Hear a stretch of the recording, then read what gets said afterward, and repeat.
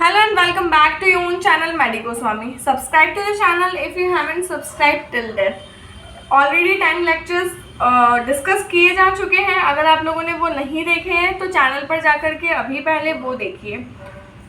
आज हम लोग डिस्कस करेंगे चैप्टर नंबर 11 रॉबर्ट्स फिलोसॉफी का ही the chief complaint and the auxiliary symptoms in their relation in to the case. Almost every case that comes to the attention of the physician presents two distinct phases. जब भी हमारे पास कोई case आता है तो उसमें दो चीज़ें होती हैं, two separate parts. The part comprises the symptoms of which the patient complains. पहली चीज़ क्या होती है, वो सारे symptoms जो पेशेंट लेकर के आता है जिसकी वजह से पेशेंट हमारे पास आया होता है. Those which are most annoying to him and most outstanding in his recognition. जिसकी वजह से वो बहुत ज़्यादा परेशान है और जिसकी वजह से उसे लगा कि अब मैं बीमार हूँ. और सेकेंडली दो symptoms which he does not recognise as symptoms और which he does not consider worth reporting और does not consider as having any relationship to the case.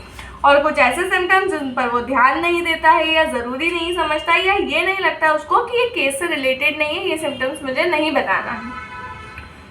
अब इसमें हमें सिम्टोमेटोलॉजी को डिस्कस करना है. सबसे पहले हम लोग डिस्कस करेंगे chief complaint has a psychological value.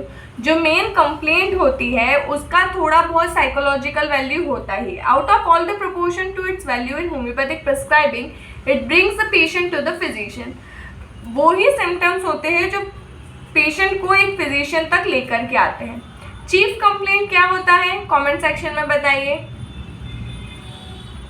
Auxiliary या कॉन्कोमिटेंट सिम्टम्स क्या होता है. अब बहुत सारे बच्चे कंफ्यूज हो जाते हैं कि नया ऑक्सिलरी क्या गया. ऑक्सिलरी वही है जो हम लोग सेकेंड ईयर से पढ़ते आ रहे हैं, that is the concomitant symptoms. जो वो सिम्टम्स जो मेन ग्रुप ऑफ सिम्टम्स के साथ में प्रेजेंट है और उसका कुछ ना कुछ रिलेशनशिप होता है लीडिंग सिम्टम्स के साथ में, that is the auxiliary symptoms. और इनका जो मेन रिलेशन होता है चीफ कंप्लेंट मतलब मेन कंप्लेंट का और ऑक्सिलरी सिम्टम मतलब कॉन्कोमिटेंट सिम्टम का वो होता है डायग्नोसिस बनाने में ही. इसके अलावा उसका कोई काम नहीं होता है. तो आप लोग इस चैप्टर को बिना पढ़े भी लिख सकते हो. चीफ कंप्लेंट मेन कंप्लेंट के बारे में बताना है, ऑक्सिलरी सिम्टम कॉन्कोमिटेंट सिम्टम के बारे में बता रहा हूँ, दोनों का रिलेशन मतलब डायग्नोसिस के बारे में बताना है.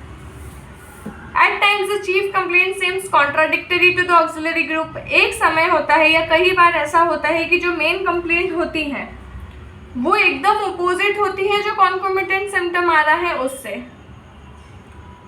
We must not fail to recognize the value of totality of symptoms. फिर वही totality of symptoms के बारे में बताना है. मैं बहुत शॉर्ट में आप लोगों को बता रही हूँ कि आपको लिखना भी बहुत शॉर्ट में और बहुत शॉर्ट में आप लोगों को याद रह जाए. मैं चाहूँ तो ये पूरी बुक पढ़ूँ, एक एक घंटे के लेक्चर्स बनाऊँ, लेकिन मुझे कोई शौक नहीं है आप लोगों का समय बर्बाद करने का और ना इसमें कि आप लोग वो पूरा सुनो फिर परेशान हो क्या बोली मैम क्या नहीं बोली. इसलिए मैं बहुत कोशिश करती हूँ कि आप लोगों को पॉइंट टू पॉइंट ही चीज़ें बता दूँ. तो चीफ कंप्लेंट मेन कंप्लेंट होती है, ऑक्सिलरी सिम्टम्स होते हैं वो कॉन्कोमिटेंट सिम्टम्स होते हैं. इन दोनों का रिलेशनशिप बनता है डायग्नोसिस ऑफ केस में. इसके अलावा इसका बहुत ज़्यादा इंपॉर्टेंस नहीं है, लेकिन कॉन्कोमिटेंट सिम्टम अपने आप में बहुत इंपॉर्टेंस रखते हैं क्योंकि वो इंडिविजुअलाइजेशन में हेल्प करते हैं. पहले भी बहुत बार कह चुकी हूँ, जहाँ आपको कुछ ना समझ में आए आप वहाँ पर इंडिविजुअलाइजेशन के बारे में बात कर सकते हैं. तो ये था लेक्चर नंबर 11. आई होप आप लोगों को बहुत ज़्यादा क्लियर हो गया होगा.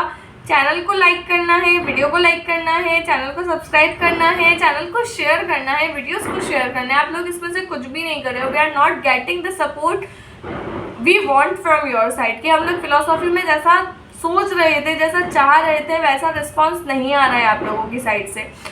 तो प्लीज़ अगर आप लोग कर पाए तो थोड़ा सा सपोर्ट ज़रूर कीजिए. Thank you for watching the video.